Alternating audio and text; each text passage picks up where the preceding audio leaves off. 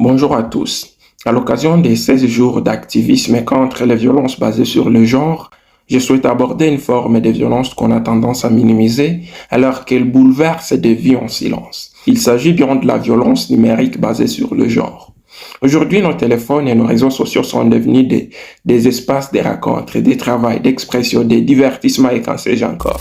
Mais pour beaucoup, surtout là je parlais des femmes et des filles, ces espaces deviennent parfois des lieux de perte, des menaces et d'humiliation. Dans notre réalité quotidienne, combien de jeunes filles reçoivent des messages insultants simplement parce qu'elles ont exprimé leur opinion? Combien de filles reçoivent des messages pour avoir refusé une avance en ligne? Combien de photos volées partagées sans consentement détruisent des réputations, des carrières et des familles?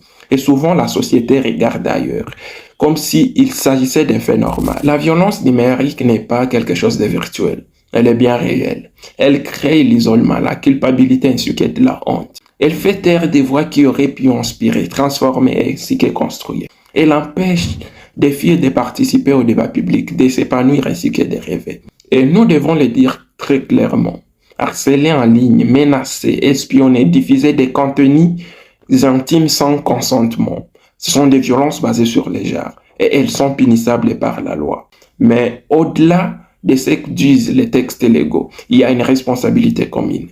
Ne pas relayer des contenus humiliants, ne pas rire des messages de haine, ne pas normaliser les insultes dirigées contre les femmes, soutenir les victimes au lieu de leur demander de se déconnecter comme si la solution était de disparaître du monde digital. Et en cette période de réflexion et d'action, rappelons-nous que un espace numérique plus sûr, plus respectueux, plus humain, n'est pas seulement une lutte pour les femmes, c'est aussi une lutte pour toute la société.